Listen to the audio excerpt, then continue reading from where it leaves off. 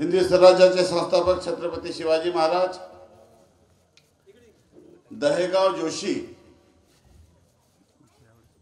या गावातील या सभेत उपस्थित माननीय विवेकजी तांदुळकर,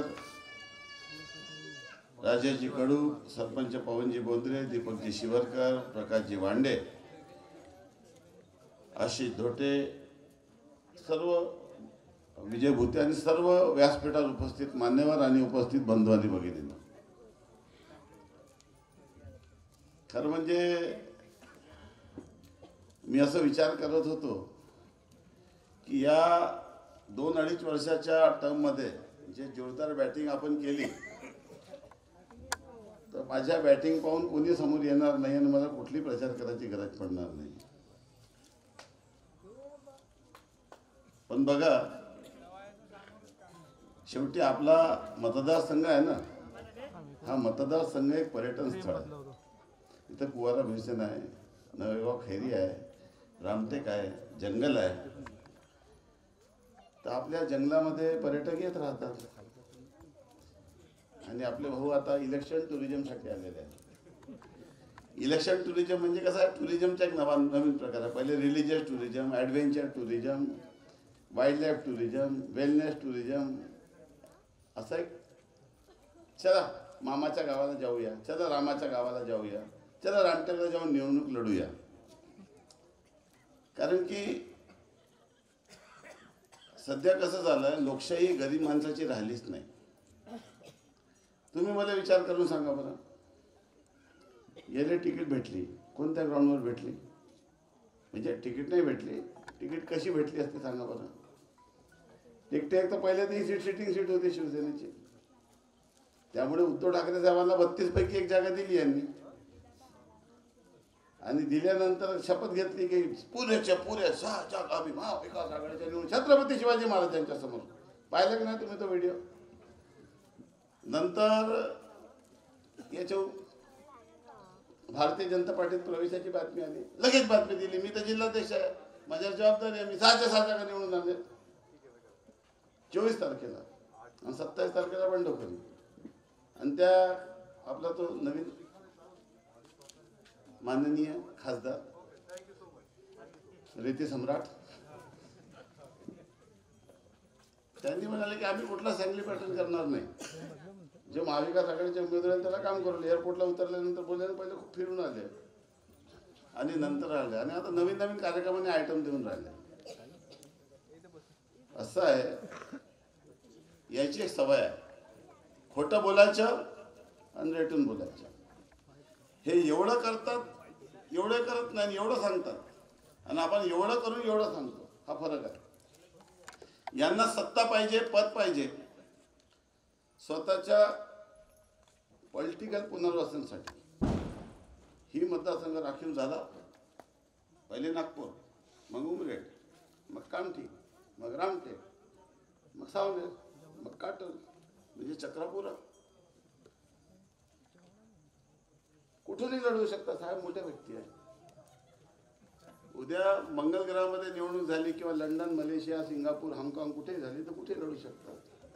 कारण की निवडणूक लढण्यासाठी जो एक कार्यक्रम आहे तो त्याच्याकडे आहे. बाकी कुठला कार्यक्रम राहिला की नाही राहिला काही फरक पडत नाही. कारण की सध्या मोठ्या प्रमाणामध्ये लक्ष्मी दर्शनाचे योग आहे आपल्याला आणि ही सुविधा फक्त 20 तारखेपर्यंत उपलब्ध आहे. त्याच्यानंतर आपल्याला या सेवेचा लाभ मिळणार नाही. एकदम तुमच्या शुभचिंतकावर, तुमच्या आमदारावर तुमची काळजी घेणं माझी जबाबदारी आहे. 20 तारखेच्या नंतर या सेवेचा लाभ तुम्हाला अजिबात मिळणार नाही. कारण की कामठी मतदारसंघामध्ये ही सुविधा त्या तारखेच्या नंतर बंद झाली होती. ज्या कामठी मतदारसंघाच्या लोकांनी 84,000 मतं दिले होते, यांना कुठल्या ग्रामपंचायत नाही, कुठले जिल्हा परिषद नाही, कुठला वार्ड मेंबर नाही, कुठला गणपती नाही, कुठले देवी नाही, कुठले शारदा नाही, सर्व mobile not out of your service number is out of coverage area. जे कार्यकर्ते बिचारे बावनकुळे साहेबांची दुश्मनी घेतली ते मला भेटतात, भाऊ बहुतच बेकार माणूस आहे म्हणते. म्हणजे काहून? आता असं आहे की काही काही लोकांना शौक आहे. आता ज्या लोकांनी मोहितेचं काम केलं होतं आपल्या विरोधात, 2009ला मी निवडणूक लढलो, मला 49,000 वोट मिळाले, मोहिते साहेबांना 46,000 वोट मिळाले. ज्या 46,000 लोकांनी माझा विरोध करून त्यांना मतदान दिले, त्या 46,000 लोकांना मागच्या 10 वर्षापासून कुठली अडचण आली तर त्याच्यासाठी मी अवेलेबल आहे त्यांना. अरे निवडणूक हारलो, मी देखील हारलो 2014ला, पण मतदारसंघ सोडलं का? लोकांची साथ सोडली का? कोणी असो, हे भाजप शिवसेना सोड, कुठल्याही पक्षाचा माणूस आला, सामान्य माणूस आला तर जे मदत त्याला करता येईल ते केली. मंत्रालयात दर मंगळवारी मुंबईला जात होतो, आमदार नव्हतो तरी. लोकांचे मुख्यमंत्री सहायता निधी जे जे काम होते ते जेवण करून येत होतो. कशासाठी? सरकार आली, आमदार नव्हतो, मग योजना केली. पालकमंत्री आनंद रस्ते योजना माझ्या हाती तयार झाली, बावनकुळे साहेबांना सांगितलं त्या दिवशी. जे बळीराजाचे चिखलात रुजलेले पाय होते, शेतकरी शेतात जात नव्हता, बियाणे सल्फेट नेता येत नव्हते, पीक काढता येत नव्हतं, नरक यातना भोगावे लागत होतं, लेबर शेतात जायला तयार नव्हते. आजपर्यंत महाराष्ट्रात कुठल्याही आमदारांनी ज्या विषयाला हात घातला नाही त्या विषयाची योजना केली. आता बळीराजा शेत पानंद रस्ते केली. आणि आज तुमच्या आमदाराचा सर्वात मोठा विजय आहे आणि तुमचा शेतकऱ्यांचा मोठा विजय आहे की तुम्ही युतीचा जाहीरनामा वाचा. 45,000 गावामध्ये पानंद रस्ते करू हे महायुतीच्या सरकारने जाहीरनामा दिला. 75-77 वर्षामध्ये कुठल्याही शेतकऱ्यांच्यासाठी पानंद रस्ते करू हा आश्वासन एखाद्या सरकारच्या वचननाम्यामध्ये होता का? मग म्हणून तुम्ही मला पानंद रस्त्याचे शिल्पकार म्हणता. आता रामटेक पॅटर्न पुऱ्या महाराष्ट्रात लागू करा. तुम्हाला सांगतो काय म्हटलं बावनकुळे साहेबांनी आणि फडणवीस साहेबांनी त्या दिवशी मुख्यमंत्र्यांच्या सभेत, की हे रस्ते हे कसे करायचे याचा प्लॅन मी दिला सरकारला. जेव्हा माननीय नितीन गडकरी मुख्यमंत्री सडक योजना घेऊन, प्रधानमंत्री सडक योजना घेऊन देशाचे प्रधानमंत्री अटल बिहारी वाजपेयीकडे गेले होते आणि पेट्रोलची किंमत त्यांनी 2 रुपये वाढवली आणि लिहिलं की या पैशातून पुऱ्या देशभरातून जेवढे पैसे जमा होतील त्याच्यातून आपण प्रधानमंत्री सडक योजनेमध्ये रस्ते करू पुऱ्या हिंदुस्थानमध्ये. तेव्हा भारत सरकारच्या सेक्रेटरीने सांगितलं की साहेब हे अनकॉन्स्टिट्युशनल आहे, दिस इज नॉट आवर बेबी, हा आपला पोरगा नाही आहे, याला आपण पोसायचे नाही आहे. रस्ते बनवणे हे राज्य सरकारची जबाबदारी आहे. जे सेंट्रल लिस्ट असते, स्टेट लिस्ट असते, कॉन्क्रीट लिस्ट असते आपल्या देशाच्या संविधानाप्रमाणे. रेल्वे, एअरपोर्ट हे भारत सरकारचे, काही रस्ते जिल्हा परिषदचे, काही ग्रामपंचायतचे, काही विधान, स्टेट हायवे MDR राज्य सरकारचे, नॅशनल हायवे भारत सरकारचे, VRODR जिल्हा परिषदचे, गावाच्या अंतर्गत रस्ते ग्रामपंचायतचे आपल्या संविधानाच्या तरतुदीनुसार. तेव्हा गडकरी साहेबांनी सांगितलं की साहेब तुम्ही जर यायचं ऐकलं तर काहीच होणार नाही. मी अडून बसलो की माझ्या मतदारसंघात नाही पुऱ्या महाराष्ट्राचे शेतकरी त्रासून गेलेले आहे आणि त्रासून या लोकांची हालत खराब झाली आहे. रोजगार हमीतून काम करा म्हणता मजूर मिळत नाही शेतात, पानंद रस्त्यासाठी कुठे आणणार हो? आणि आपल्याला सांगतो 25-30 आमदाराला मी एकत्रित केलं आणि विधानसभेचं बजेट पाऊस दिलं नाही आणि लिहिलं की सरकारमधला अर्थसंकल्प आम्ही सादर करतो, आम्ही सांगेल तो काम आला पाहिजे.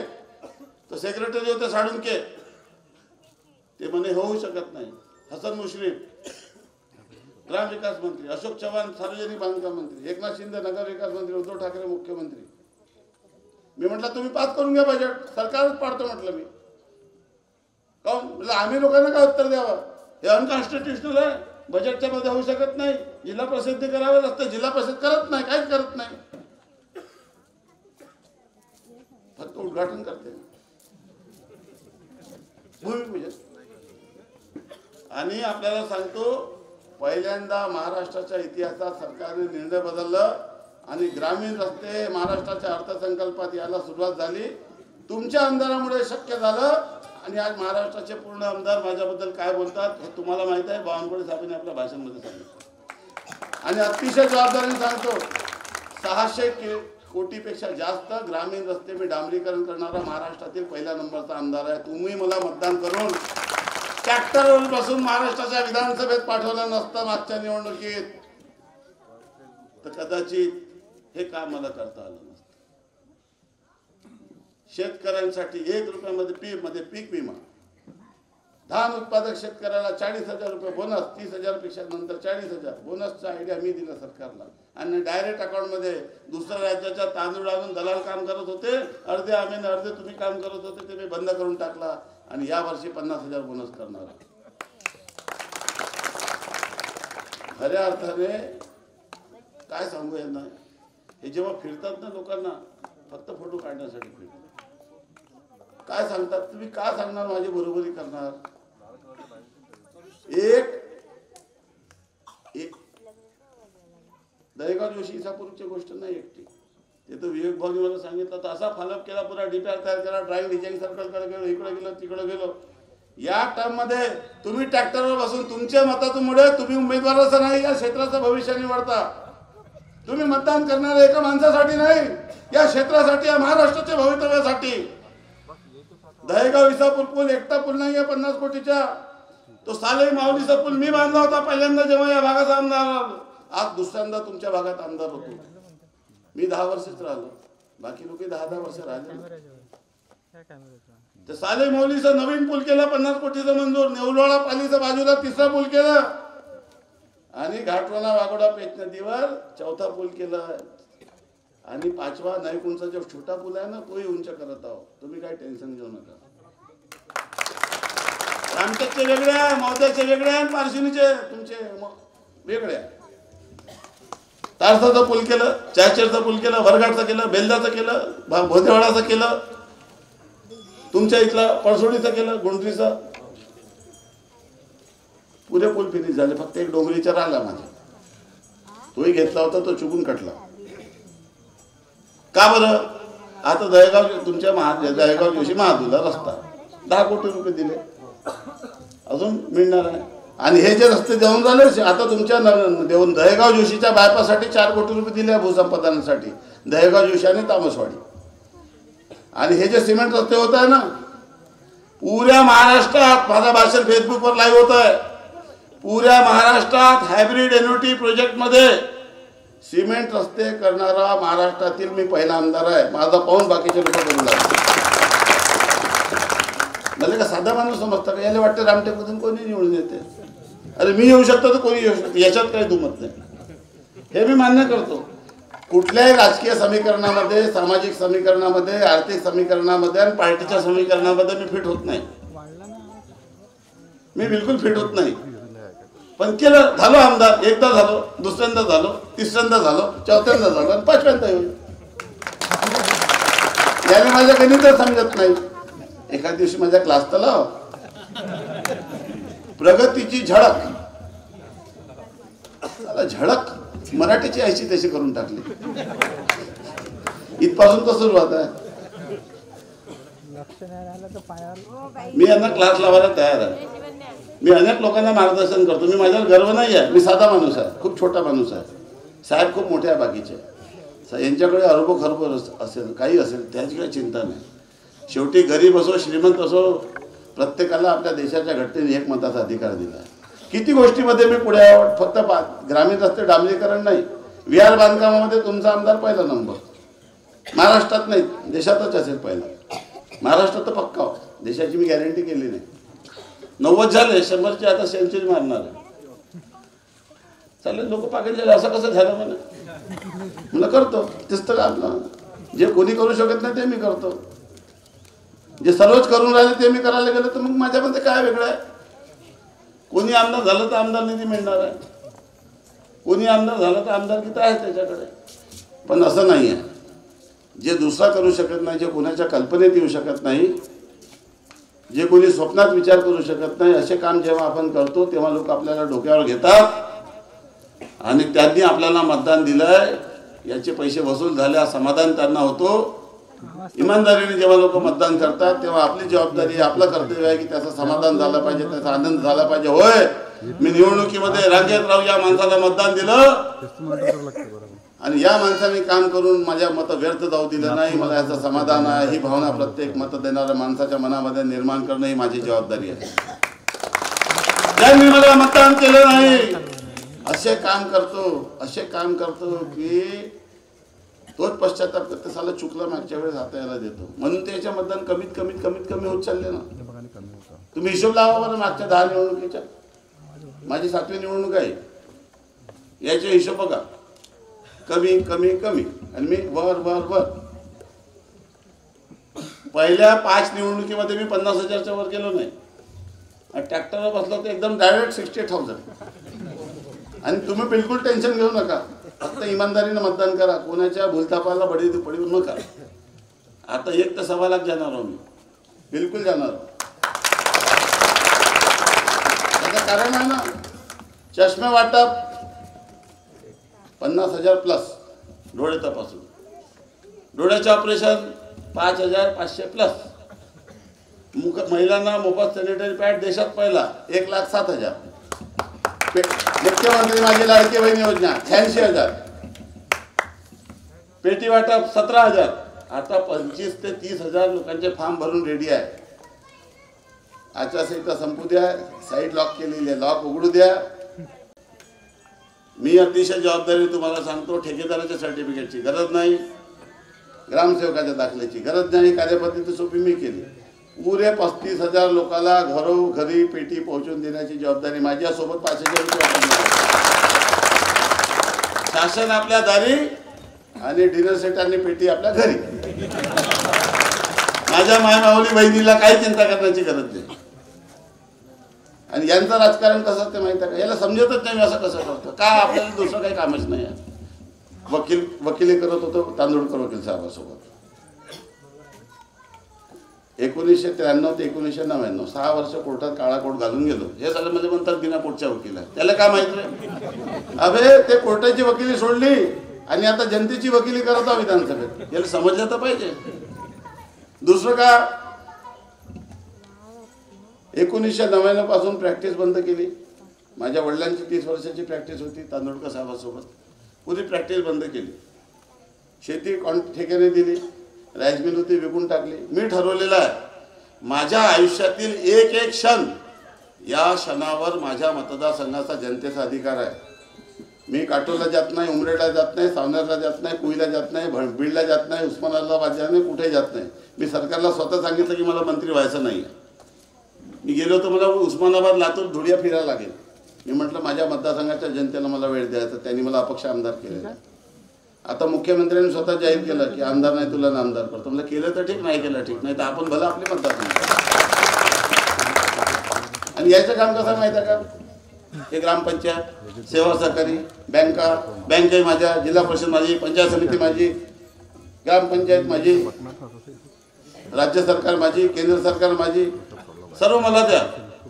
आणि गावाला तसंच भकास राहू द्या. काय झालं सांगा बरं तुम्ही. या मतदारसंघाला ज्या अवस्थेत मला दिलं, आज त्या अवस्थेतून या गावाला काय म्हणतात, कुठल्या परिस्थितीत नेलं. एक गाव नाही सांगतो, दहेगाव जोशी, पुऱ्या विधानसभा क्षेत्राच्या कुठल्या गावात जाऊन या तुम्ही आणि विचारा आशिष जसाने तुमच्या गावासाठी काय केलं. तुम्हाला प्रत्येक गावात एवढी लांबी यादी दिसेल. मी आता फेसबुकला टाकणार आहे. इतका मोठा गठ्ठा झाला, एक पानामध्ये एक गाव, पुरे 357-59 बुथची यादी द्यायला तयार आहे. म्हणते मी काम नाही केलं. आणि मला सांगा, याला सर्टिफिकेट देण्याचा अधिकार कोणी दिलं. हे का एजो तहसीलदार झाले का कोणाच्या जातीचा दाखला देणार आहे. अरे आमदार चांगला आहे की खराब आहे याचं प्रमाणपत्र जनता देईल.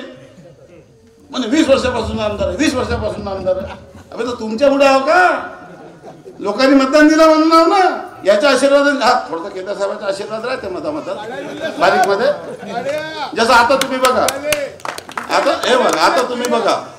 आता तुम्ही बघा तिकीट भेटली महाविकास आघाडीची बरबटे साहेबांना. यांनी बरोबर याचा कार्यक्रम केला उभं ठेवून. तिसरा उभं केला चंद्रपाल चौकसेला, तो त्याच्यात माणूस. चौथा उभा केला तो सचिन किरपाण, तोही त्याच्यात माणूस, भाजप समितीचा सभापती. आणि इथं येऊन माझ्याबद्दल वाईट बोलतात. आणि बरोबर मला कशी मदत होईल का नाही, याचा कार्यक्रम कसा होईल तो कार्यक्रम बरोबर करतात. सध्या आपल्याकडे पिक्चर सुरू आहे, मैं इंतकाम लूंगा भाग 2. बहुत त्रास दिला यांनी केदार साहेबांना. खरं सांगतो, मी होतो साक्षीदार. याचा मामा मुख्यमंत्री होता. त्या केदार साहेबांनी याला निवडून आणला त्या विधान परिषदेमध्ये 2 मतांनी. यांनी त्याचे विकेट घेतले आणि स्वतःच मंत्री झाले. हिसाब तो चुकता इथंच करावं लागते. आणि आता प्रश्न आला की चक्रीकरण केव्हा सुरू आहे, भटकंती इकडून तिकडे. कसं झालंय, जिल्ह्याचे जेवढे मायबाप आहे, शेतकरी, गरीब माणूस, या लोकांनी आपल्या गरिबीचे कमाईचे पैसे डोनेशनच्या स्वरूपात या लोकांना दिलेले आहेत. याला इलेक्शन लढणं एकदम जरुरी आहे.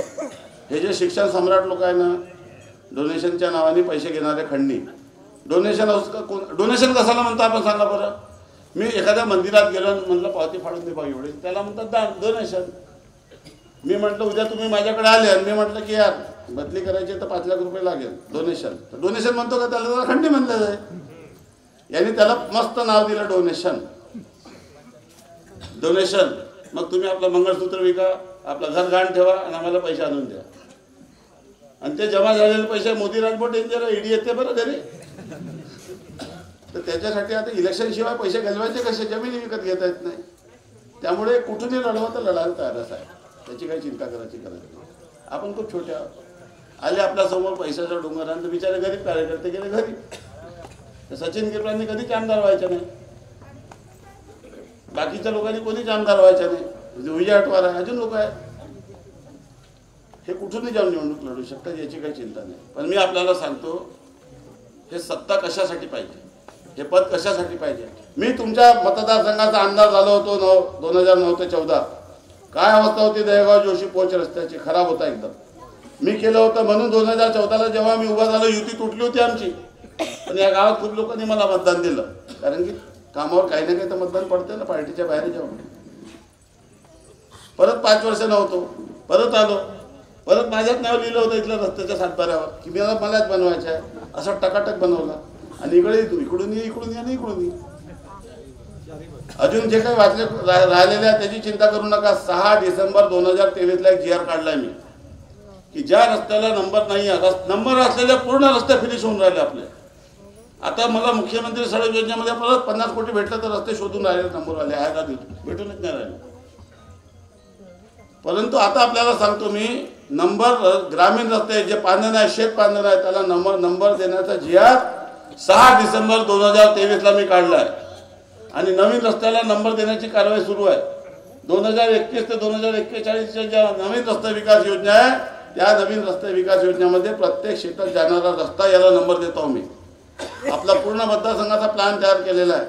त्याला नंबर पडेल, त्याला नंबर येईल, आणि जसा नंबर आला की ते सर्व रस्ते असे डांबराचे दोन्ही बाजूला व्हाईट पेंट लावून. आणि हे रस्ते आता पारशिवनीचे रस्ते मी करून राहिलो आतमधले. अनेक गावामध्ये आता मी अंतर्गत रस्ते जे करून राहिलो ते नॅशनल हायवे ट्रीटमेंटचे आहे. आणि हे पुऱ्या देशामध्ये नाही, पुऱ्या महाराष्ट्रात आणि कुठेही फक्त रामटेक विधानसभेत होत आहे. आपल्याला स्पेशल सूट आहे, बाकी एकाही मतदारसंघात नाही. तुम्ही जाऊन पाहून घ्या.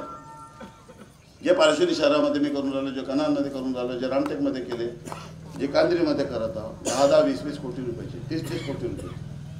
कारण की मी पूर्ण वेळ कशावर देतो, लोकांचं जीवन कसं बदलते, सरकारचे धोरणं कसे. संजय गांधीचे GR बदलून टाकले, शाळमाडचे बदलले, लाडकी बहिणीचे पुरे GR मी बदलले.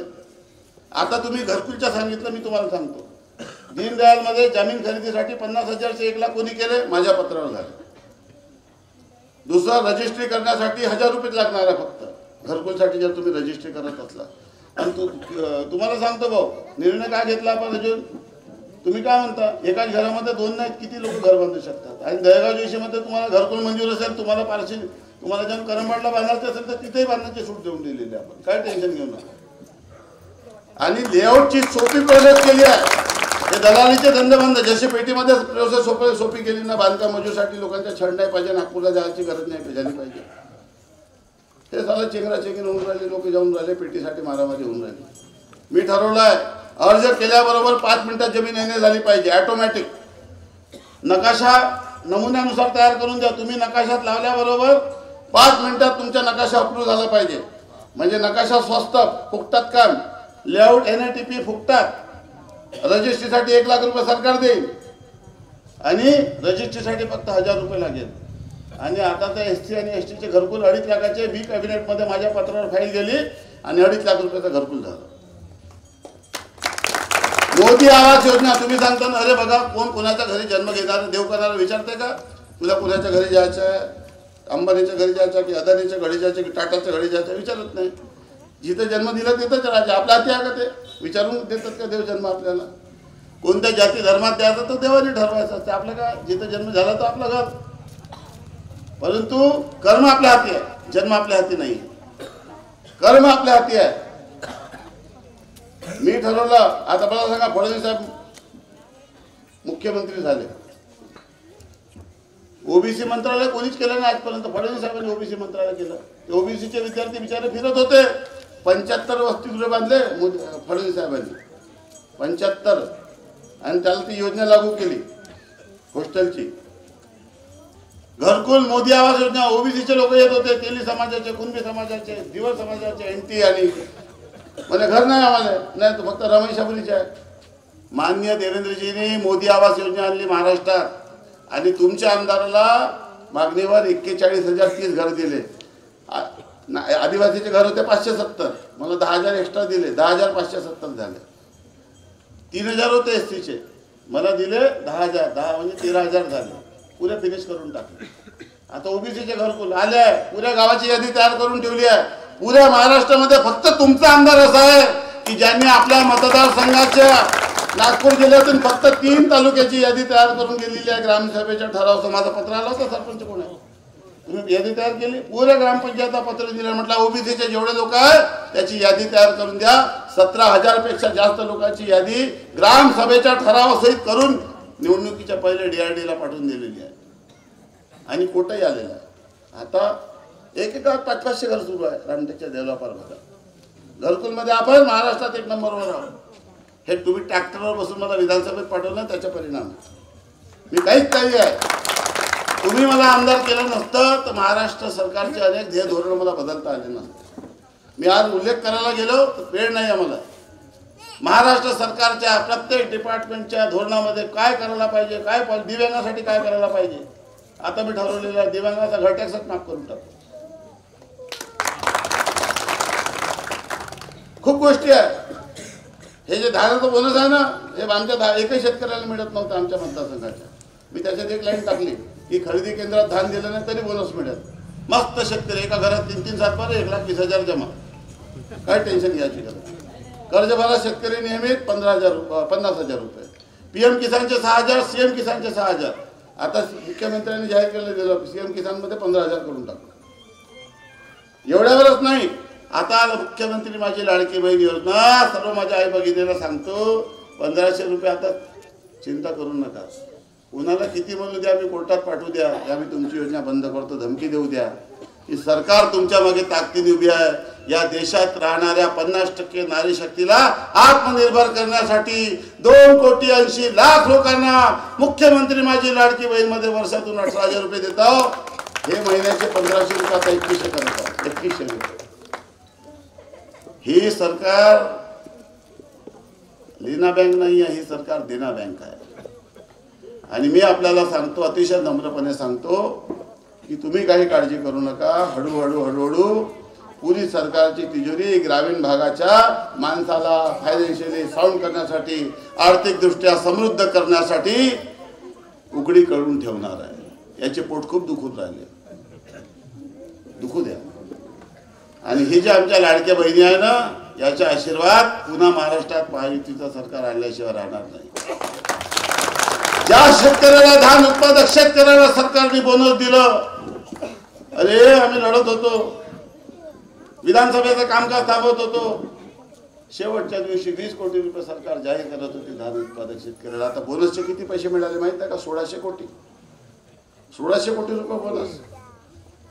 नाही तर पहिले फक्त पश्चिम महाराष्ट्राच्या शेतकऱ्यांचा धान कारखान्याने कापून दिल्यानंतर 25,000 रुपये अनुदान मिळत होतं. पहिल्यांदा आपल्या विदर्भाच्या शेतकऱ्याला एवढा मोठ्या प्रमाणामध्ये मदत मिळू शकली, हा या सरकारचा खूप मोठा यश आहे. वेळेची अडचण आहे बंधूंनो, मी आपल्याला सांगतो, आपला पूर्ण वेळ हा मतदारसंघाच्या जनतेच्या कल्याणासाठी आहे, विकासासाठी आहे, त्याची अडचण दूर करण्यासाठी आहे. कुठली अडचण आली, कुठलाही प्रश्न आला, काय झालं, मला आता आठवलं एकदम तुम्ही बोलले की इलेक्ट्रिकची घटना. या गावाच्या एक मुलाचा करंट लागून मृत्यू झाला होता. मला वाटतं तेव्हा मी आमदार होतो की नाही मला माहित नाही.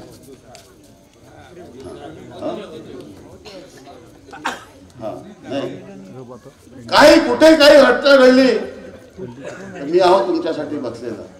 आणि हे जे आहे ना साहेब, हम तो ठहरे परदेसी, साथ क्या निभाओगे, सुबह पहली गाड़ी से घर को लौट जाओ. कारण की फिरता प्रवास आहे. जे कामठीवाल्याचे हाल झाले ना काँग्रेसच्या कार्यकर्त्याचे, तेच हे जे झेंडा घेऊन फिरून राहिलं ना आगे बढ हम तुम्हाला साथ है, यांनी आपली दिवाळी मस्त जाण्यासाठी याला जबरदस्ती उभा केला. गॅरंटीने सांगतो, याला नवीन नवीन बकरा पकडून आणतात आणि मस्त बकऱ्या कापल्यात. सध्या बकऱ्याच्या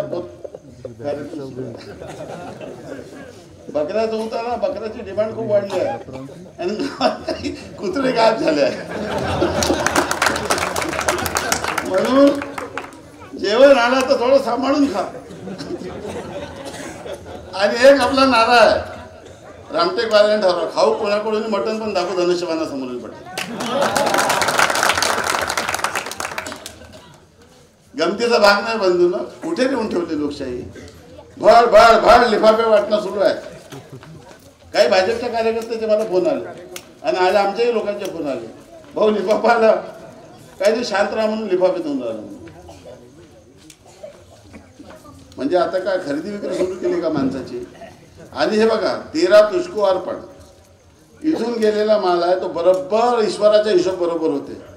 त्यांनी बरोबर तुम्हाला ही स्वर्ण संधी फक्त 20 तारखेपर्यंत उपलब्ध दिलेली आहे. कृपया याचा योग्य तो फायदा घ्यावा. आलेली संधी गमवू नका. आपला माल बाहेर गेला होता तो परत आपल्याकडे येत आहे. या संधीचा पुरेपूर लाभ घ्या. मत ज्याला द्यायचं त्याला द्या, कारण की मतं देऊन तुम्ही आशिष जयस्वालचं भविष्य नाही निवडणार. एक माणूस जिंकला का आणि हारलं काय, हा एरिया कसं सुधरेल, याला तसंच ठेवायचं जसं या लोकांनी पहिले ठेवलं. तुम्ही विचार करा, काय फरक पडला असता मी नसतो आमदार झालो तर.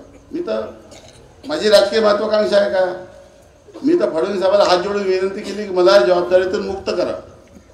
कितीदा स्वतःसाठी मत मागावं. ठीक आहे तुमच्याकडे दुसऱ्यांदा झालो, पण तिकडे तर पाचव्यांदा होणार आहे ना.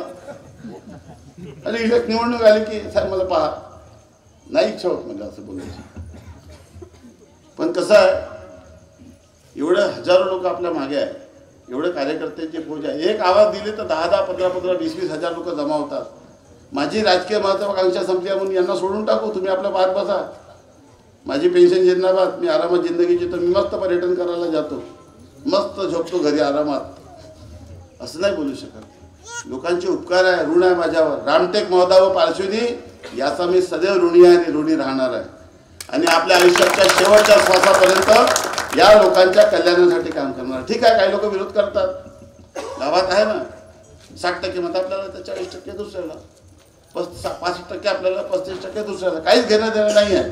त्यांना माहिती आहे याचं काम चांगलं आहे म्हणते, पण आमची पार्टी आहे ना. अबे आता पार्टी नाही ना, तर बॅट आहे ना, पंजा गाव आहे ना.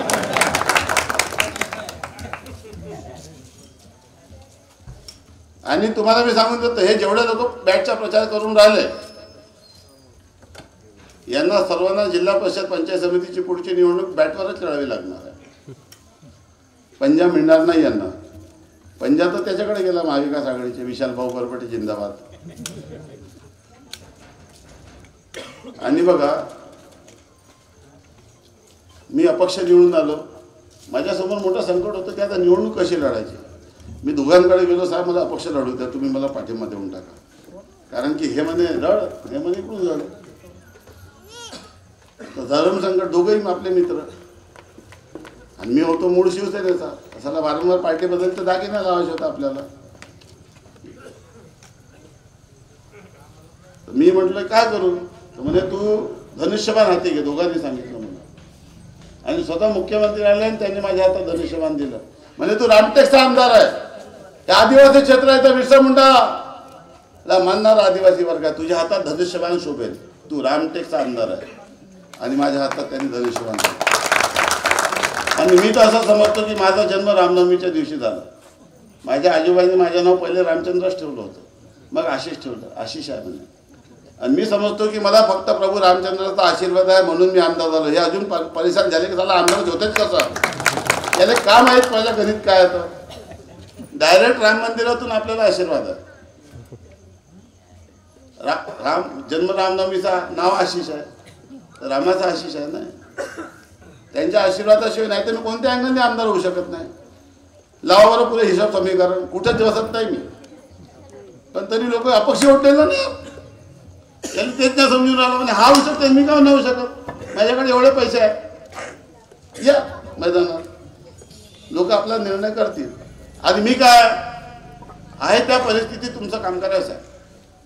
नामदार झालो तर हासपार 400 जाऊन जाईल, आमदार झालो तर 100 हासपार, आणि तुम्ही मला माझे केलं तर 40 हासपार. तर जेवढं पाणी फेकता येईल तेवढं फेकेल. आणि मग यांचं कसं आहे, सोमवारच्या सोमवारी या केरोसिन सारखी लाईन लावा, भेटलं तर ठीक, साहेब येणार आहे, साहेब येणार आहे, येणार आहे, येणार आहे. अरे आज नाही आले, पुढच्या सोमवारी येणार आहे. एक दिवस सुट्टी बनवाले. आपलं असं नाही आहे. सकाळी 7 वाजता उठलो की लोक रोज 500-1000 लोक हे पेटीचे फॉर्म भरायला सुरुवात केली. 3-3 हजार मला बसायला जागा नाही, ऑफिसमध्ये दिसता येत नव्हतं. आणि पुऱ्या महाराष्ट्रात रेकॉर्ड केला आणि करणार आहे. त्याचा मला गर्व वाटते, अभिमान वाटते की एवढ्या लोकांचे काम आपल्याला करता आले. मला सांगा बरं, कोणी सांगितलं 50,000च्या वर चष्मे? पुरे लोकांचे नाव आहे, त्याचा नंबर आहे, मला त्याचा प्लस आहे, मायनस आहे, किती आहे, सर्व आकडा आपल्याला. दवाखाना आपला दारी खनिजमधून मी सुरू केली, त्याच्यातून 96,000 पेशंट तपासले. 96,000 लोकांचा डाटा आहे माझ्याकडे. कोणाला बीपी आहे, कोणाला शुगर आहे, काय असं. महिलांची तपासणी केली, कॅन्सर निघाला अनेक लोकांना. लवकर डिटेक्शनच होत नाही, मग ते पुरा खराब झाल्यानंतर येतात, फिनिश कार्यक्रम. सांगितली नाही बिचारी कोणाला. आता मी हॉस्पिटल आणि मिलचा GR काढला. ते उद्धव ठाकरे साहेब मुख्यमंत्री असताना ते कोविडचे पैसे जमा झाले 630 तसेच पडले होते. मी मुख्यमंत्र्याला आयडिया दिली, म्हणजे आपण हॉस्पिटलवर मिल उघडू. म्हणजे बस आली, बस त्या बसमध्ये दवाखाना, तिथंच एक्सरे मशीन, तिथंच डेंटल चेअर, तिथंच पॅथॉलॉजी, तिथंच डॉक्टर, तिथंच सर्व तपासणी. आणि एक दिवस दहेगाव, दुसऱ्या दिवशी करंबाड, तिसऱ्या दिवशी सावडी, चौथ्या दिवशी महादुला, 5व्या दिवशी चिचोली. तिथे जाऊन पुरे लोकांची तपासणी करायची. म्हणजे तुम्हाला दवाखाना जायची गरज नाही. दिवस खराब करून मजुरी सोडून तुमच्याच गावात दवाखाना येईल. 100% सांगतो. 16 मार्चला GR काढला त्याचा.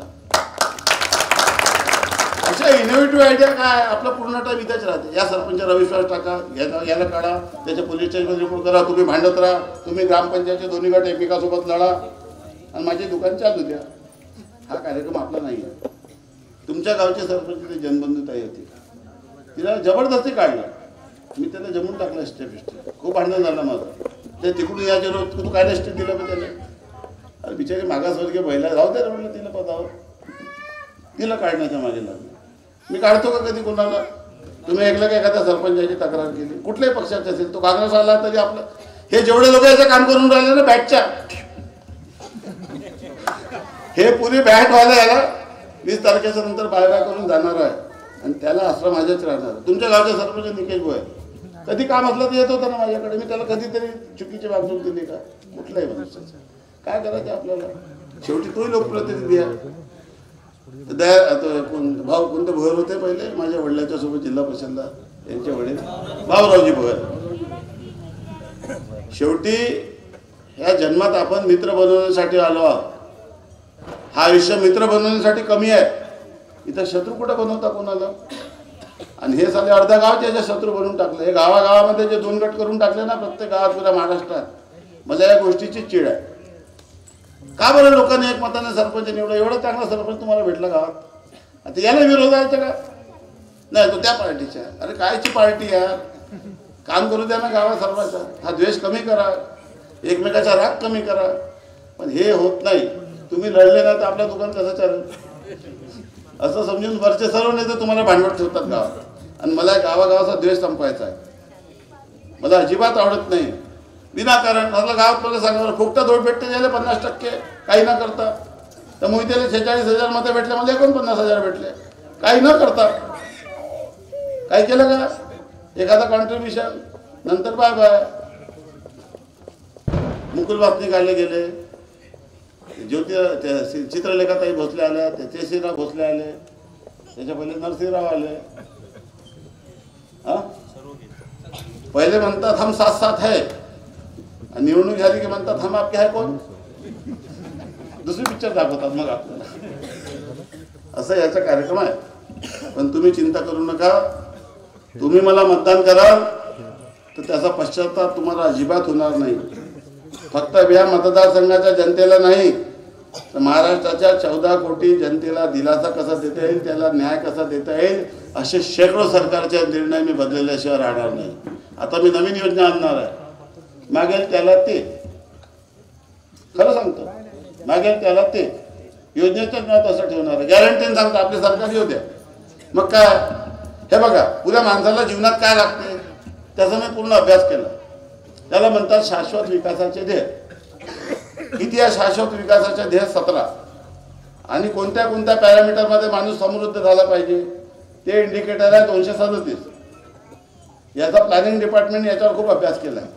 मग माणसाला मोबाईल पाहिजे, त्याला घरी इंटरनेट सेवा पाहिजे, मनोरंजनाची साधनं पाहिजे, प्यायला पाणी पाहिजे, राहायला घर पाहिजे, गॅस पाहिजे, सोलर पाहिजे, इलेक्ट्रिक पाहिजे, काय काय पाहिजे, असे पुऱ्या गोष्टीचा मी अभ्यास केला. आणि आपण असं ठरवलं आहे की आता महाराष्ट्राला शाश्वत विकास महाराष्ट्र कसा होईल पुढचा, तर पुढचा महाराष्ट्र करण्यासाठी, घडवण्यासाठी हे जे 17 ध्येय आणि 237 इंडिकेटर आहे, सर्व सरकारच्या योजना अशा पद्धतीने ड्राफ्ट करणार आहोत आपण की त्या ड्राफ्ट केलेल्या योजनेतून हे 17 ध्येय आणि 237 इंडिकेटर प्रत्येक माणसाला हे अचीव करता येईल. आपण घरकुल अचीव केले, पण अजून खूप काही अचीव करणं बाकी आहे. आपला लक्ष्यांक काय आहे, आपला उद्दिष्ट काय आहे, ते आपल्याला साध्य कसं करता येईल याचा खूप मायक्रो प्लॅनिंग करायचं आहे. काही नाही, मला घरी बसवलं तर मला काही चिंता नाही, पण नुकसान किती होणार आहे महाराष्ट्राचं आणि तुमचं. तुम्ही निवडणुकीमध्ये मतदान करून माझा भविष्य बनवाल बिघडाल तुम्हाला माहीत नाही, पण मी गॅरंटीने सांगतो, अहंकारात बोलत नाही, आपली स्वतःची पाठ आपल्या हातून झोपतच नाही, पण हे सत्य आहे. हे तुम्ही कोणालाही विचारून घ्या.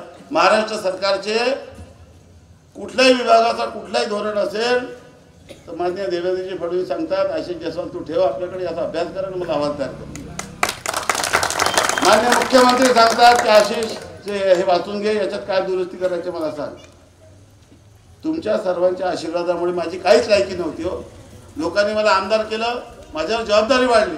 मी म्हटलं की माझ्यासारख्या माणसाला या लोकांनी आमदार केलं, कुठल्याच पार्टमध्ये बसत नाही मी. मग मी समजलं की मला या पदाला न्याय द्यायचा आहे, मला या पदासाठी पदाची जबाबदारीचं निर्माण करायचं आहे. माझ्यातून जर मी हे आगळं वेगळं काही करू शकलो नाही तर माझाही 5 वर्षात कार्यक्रम होऊन जाईल. पण मी असे कार्यक्रम राबवले, हे माझ्या कार्यक्रम करण्यासाठी येतात, मी त्याच्या कार्यक्रम करून टाकतो.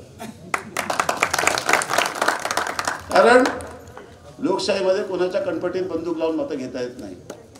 दारू गोळा पैसा याच्यातून काही मतं घेता येत नाही. मतं घ्यासाठी कामं करून त्याची मनं जिंकून त्यांच्या हृदयामध्ये, त्याच्या मनामध्ये स्थान निर्माण करावा लागतो. तेव्हा तो रांगेत जातो आणि बटन दाबताना धनुष्यबाणचे बटन दाबतो.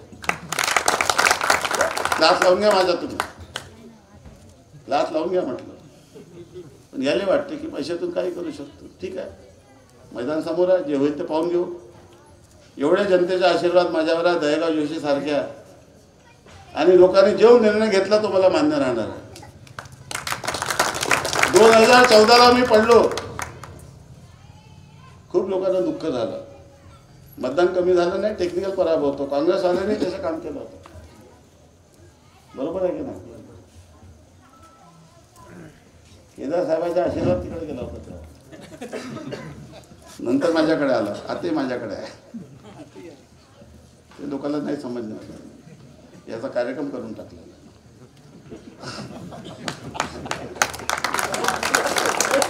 मैं इंतकाम लूंगा भाग 2. सध्या रामटेकमध्ये नवीन पिक्चर सुरू आहे. पण मी आपल्याला सांगतो की तुम्ही अजिबात चिंता करू नका. तुम्ही ज्या परिस्थितीत मला ठेवलं त्या परिस्थितीत तुमचे काम करणार आहे. जेवढी क्षमता असेल त्या क्षमतेच्या बाहेर जाऊन तुमचे काम करणार आहे. जे आशीर्वाद तुम्ही मला द्याल, ठीक आहे, निवडणूक जिंकलो तरी काम करणार आहे. आणि दुर्दैवाने 2014 सारखा काही कमी जास्त झालं तर मी नेहमी असं समजतो की जे ईश्वराला मंजूर आहे ते आपल्याला मंजूर करावं लागेल. पण ईश्वराला काही मंजूर असलं बटन तर तुम्ही दाबणार आहे ना रे. आणि त्यामुळे पहिल्या नंबरची बटन धनुष्यबाणासमोर दाबा. ज्या माणसाला मागच्या निवडणुकीत कोणी उमेदवारी दिली नाही त्या माणसाला महाराष्ट्राची पहिली उमेदवारी जाहीर झाली. हे असं झालं नाही. तुमच्या आमदारांनी मागच्या 2-2.5 वर्षात ज्या योजना राबवल्या, जे कामं केले, त्याची दखल मुख्यमंत्र्यांनी उपमुख्यमंत्र्यांनी घेतली. माझ्यासाठी कुठलाच वाद झाला नाही. सर्वांनी मिळून एक ठरवलं की महाराष्ट्रात पहिल्या नंबरची सीट कोणती जाहीर करायची, ती रामटेकला करायची, त्या आशिष जायची करायची आणि त्याच्या हातात धनुष्यबाण द्यायचं. हा निर्णय सरकारने केलं. मला असं वाटतं की प्रभू रामाचा आशीर्वाद आहे आणि तुमचा आशीर्वाद आहे. त्यांचा आशीर्वाद मला मिळाला, मुख्यमंत्र्यांचा आशीर्वाद मला मिळाला. आता तुम्ही आपला आशीर्वाद मला देणार की देणार नाही हा निर्णय तुम्हाला इथं 20 तारखेला करायचा. 20 तारखेला धनुष्यबाणाच्या समोरील बटन दाबा. ही बटन तुम्ही दाबल्यानंतर आपली सरकार पुन्हा महाराष्ट्रात तुम्हाला व्होट द्यायचा अधिकार नाही. तुमच्या बटनातून बटन दाबल्यानंतर तुमचे जे आमदार आहेत ते महाराष्ट्राची सरकार करतात. उद्या एखाद्या आमदारातून परत ही सरकार गेली तर माझ्या लाडकी बहिणीच्या डोळ्यामध्ये परत अश्रू येण्याची शक्यता आहे. लक्षात ठेवा. लोक धमकी देतात ही योजना बंद करू. यांना माहित आहे का कसं आहे? यांचा कार्यक्रम सरळ आहे. प्रकल्प करा, त्याच्यातून कमाई करा आणि डायरेक्ट पैसे शेतकऱ्याला मिळू लागले तर वरचे कमाई ऑटोमॅटिक समाप्त होतं. डायरेक्ट अकाउंटमध्ये डीबीटी आहे की नाही? तर no inquiry no committee only DBT सांगितलं ना मुख्यमंत्र्यांनी. Direct benefit transfer. आपल्याला कामगार, शेतकरी, युवक, मुख्यमंत्री युवा प्रशिक्षण कार्यक्रम, मुख्यमंत्री युवा प्रशिक्षण कार्यक्रम, योजना दूत, तीर्थदर्शन योजना, वयोश्री योजना, एवढे GR निघाले ना. माझं चॅलेंज आहे, 77 वर्ष झाले देशाला स्वातंत्र्य मिळून कुठल्याही सरकारने जेवढे GR काढले नाही तेवढे GR या सरकारने काढले. आणि हे माझ्या GR आमदार म्हणून टिंगल करतात. यांना काय माहिती आहे गरीब माणसाचे दुःख कसं दूर होते. ते म्हणत होते डॉक्टरकडे जा वयाच्या दाखल्यासाठी. संजय गांधी चला डॉक्टर बसला राहायचा तिथं. मी काढून टाकलं. काय डॉक्टर फॅक्टर नाही. आधार कार्ड मधला वय मान्य करा, राशन कार्ड मध्ये वय लिहिलं असेल तो मान्य करा. काय डॉक्टरच्या सर्टिफिकेटची गरज नाही. मी बदलून टाकलं. या बारकाईने प्रत्येक गोष्टीचा अभ्यास करावा लागतोय. फक्त राजकारण केल्याने होत नाही. आपण 80% समाजकारण आणि 20% राजकारणचा आपला मूलमंत्र आहे. याच्या 100% राजकारण आहे. आणि एक महिन्याला सिलाई मशीन दिली की पुरा डिंग डिंग डिंग डिंग ढोल पिटतात. अरे सिलाई मशीन दिली, सिलाई मशीन दिली, सिलाई मशीन दिली. एक माणसाला भजन मंडळाचं साहित्य दिलं तर बोगा घेऊन सिलाई मशीन दिली फेसबुकवर टाकतात. ती काय टाकण्याची गोष्ट आहे? एवढं काम केलं मी कधी असे असं पॉलिटिकल भांडण करायचे असतात. आपला होय लोकांनी आपल्याला मतदान केलं आहे, आपलं कर्तव्य आहे, आपली बांधिलकी आहे लोकांसोबत, आपण ते करायलाच पाहिजे, आपली ड्युटी आहे. लोकांनी आपल्याला मतं देऊन आमदार केलं. माझा प्रत्येक कमाईवर हा पूर्ण अधिकार या मतदारसंघाच्या जनतेचा आहे. त्यांनी मला आमदारकी दिली म्हणून मला आज समाजामध्ये प्रतिष्ठा मिळाली, एक मोठी जबाबदारी मिळाली. नाही तर माझी काय औकात होती. आणि तुमचा आमदार आज महाराष्ट्र सरकारचे सर्व मंत्री मला रिस्पेक्ट देतात, मला विचारतात. हा स्थान मी निर्माण केला. आज हा झाड मोठा झाला, तुम्ही लावलेला रोपटा मोठा झाला. आता याचे फळ मिळणार आहे, या झाडाची सावली मिळणार आहे. वटवृक्षाची समजा उद्या मी मोठा झालो तर मंत्री झालो तर या झाडाची सावली तुम्ही घ्यायची आहे, या झाडाचे फळ तुम्हाला घ्यायचे, या झाडाला पाणी टाकायचं आहे की या झाडीवर कुऱ्हाड मारायचा आहे. हा निर्णय येत्या 20 तारखेला आपल्याला करायचा. आणि मला विश्वास आहे की या माझ्या मतदारसंघात कोणी किती पैशाचा महापूर आणला तरी माझ्या मतदारसंघाची जनता धनुष्यबाणाचीच बटन दाबेल. आणि तुमच्या आशीर्वादाने आजपर्यंतचे सर्व रेकॉर्ड तोडून मी निवडून येईल. आणि पुढच्या निवडणुकीत त्यांना नवीन माणूस या ठिकाणी शोधून आणावा लागणार आहे. तुम्ही पुन्हा चिंता करू नका. पुढची निवडणूक डिलिमिटेशनची आहे. आमच्या 150 महिला विधानसभेत जाणार आहे. आता 150 महिला विधानसभेत आणि 150 महिला लोकसभेत. उद्या रामटेक लोकसभा विधानसभा कसा आरक्षित होईल कोणाच ठाऊक आहे. पण माझ्या मतदारसंघ आरक्षित झाला तर मी उमरेडमध्ये जाऊन निवडणूक लढणार नाही एवढं मात्र स्टॅम्प पेपरवर लिहून देतो. आणि तुम्हाला एक अजून विनंती करतो की मी उमरेडमधून आज निवडणूक लढली तर उमरेडवाले मला जेवढे मतदान देतील त्याच्यापेक्षा एकही मत त्यांना जास्तीचं देऊ नका. हिशोब बरोबर आहे आपला. पण जाऊ द्या, चिंता करू नका. साहेब मोठे व्यक्ती आहे, कुठूनही लढू शकतात, त्याची काही चिंता नाही. आपण छोटे लोक, आपण भला, आपला मतदारसंघ भला, आपले लोक भले, आपली जनता भली, आपला कार्यकर्ता भला. जाऊ द्या.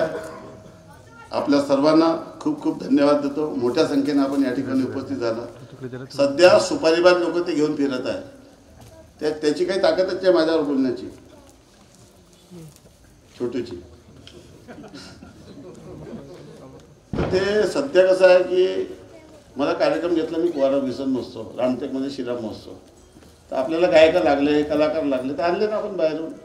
सध्या राजकारणात कसं झालं, पहिले आपण विवेक भाऊ आपण लहान होतो, आम्ही वॉल पेंटिंग करत होतो, पांडुरंग हजारे यांना विजयी करा,